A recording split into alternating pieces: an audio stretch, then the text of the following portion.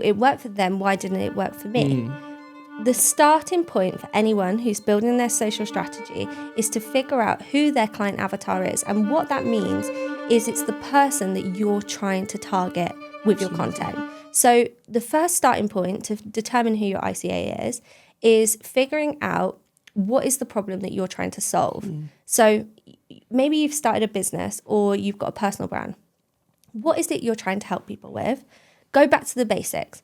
Why are they having that problem? What's the issue that they're facing? Then you need to unpack it a little bit further and say, okay, well, if that person's having this problem, how can they solve that problem? What is the solution to the problem? And maybe that's what your product or service is. And then what you can do is you can determine 1 to 3 ideal client avatars, which are basically target personas of the people that you need to target who need the solution that you're trying to provide. That's how you start to break down a client avatar. Why is that so important? Because once you determine who your ideal client avatar is, you can then start to create content that targets that person. Absolutely. And your content becomes so much better because it's speaking to that person. And there's like a saying, or someone said it to me once, if you don't niche down your content in this way to talk to your ICA, you're going to be talking to like everyone. Absolutely. And you might think that that's good because anyone can relate to your content then. But actually it's bad because if you're talking to everyone, no one's listening. Whereas if you talk to your ICA, you'll find that there's like thousands and thousands of people who are that or fit the mold of your ICA. And then your content's going to relate directly to their problems and they're going to listen. So it's better to talk to a smaller group who will listen than to talk to everyone who won't listen. Absolutely. I love this topic because I think too many of the businesses we've worked with and even the personal brands we've worked with have encountered this challenge. And I think for many of you guys that are starting out, you will encounter this one way or another. And I think the biggest challenge is exactly what you said there. People either casting too wide of a net or they're making it too small right from the beginning that it doesn't allow people to funnel in. And what's really important is to really today, hopefully we can, with our experience, educate you guys on knowing how to funnel down and making your net small enough to capture the right people, but not big enough to capture everybody, right? Yeah. So I want to dive into this first question, which is why do people overcomplicate ICAs? Yeah, I think the reason people are overcomplicating it right now is 2 things.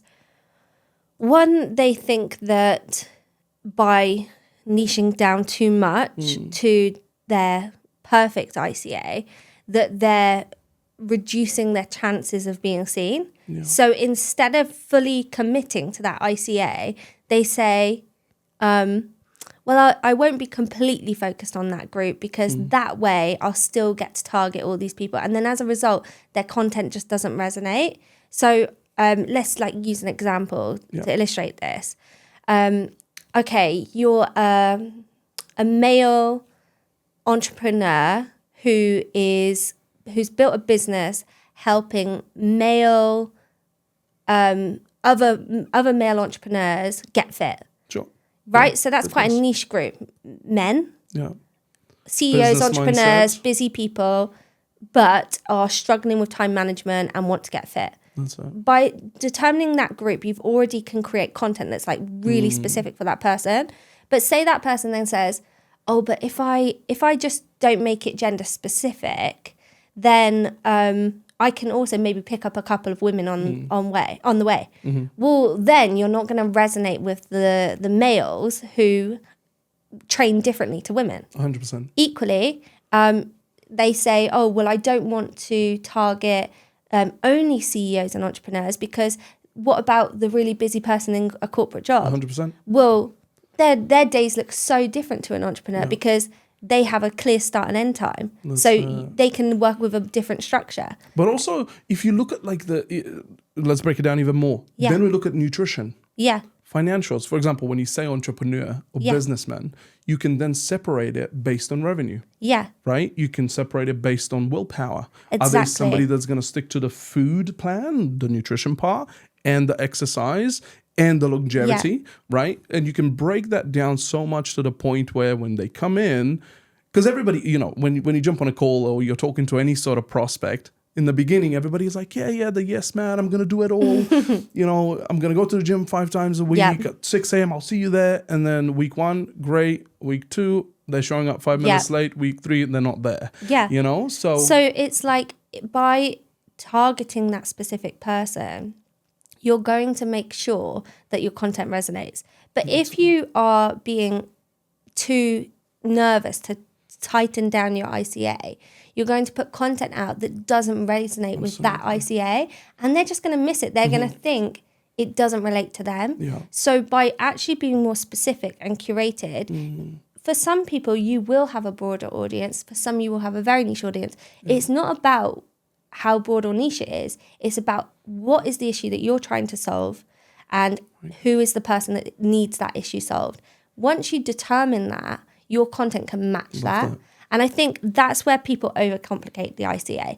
They're making it, they're just getting too scared to commit to it. It's like a commitment issue. Well, we have that. Yeah. Commitment problems are all over the place. And I think, I want to kind of lean into this because I know this is something we want to touch about in the area of kind of the simplicity of trying to reach people. And that's really people trying to serve people. So, for example, oftentimes when new individuals start a business, a startup, whatever it is, they think that the message they have to communicate has to be something super polished, something super extra. When it doesn't, you can just look back and go, what are the things I'm already doing for myself, for my family, for my friends that are already producing results, and I just magnify it and I just move towards that direction. Yeah. Why am I asking this? The question here is, what's the simplest way to define an ICA?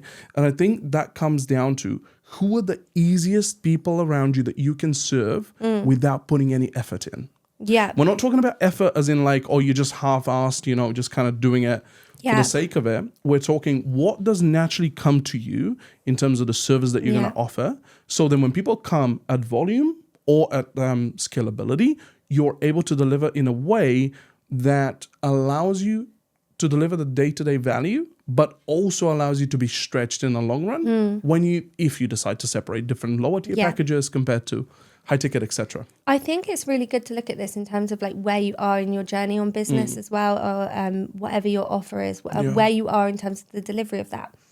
If you're a bit further along, going back to what you just said, is that if you're a bit further along, you may have already had clients that you've delivered for. And if you've delivered really well for that client, i.e. they've become your perfect client and you feel like this is the perfect client for us, create your avatar around them, their struggles, their needs, what you've delivered for them, the solution you've provided, and then look for more people who fit that mold. Alternatively, if you're right at the start of your journey, there's a reason you're doing what you're doing. Most people don't get into a business or start doing something because they just fancied it. There's got to be a reason why, or like a solution that you're trying to bring or a problem you're trying to solve. Whatever that is, build your avatar around that. I think that is one of the simplest ways to define who you're trying to help.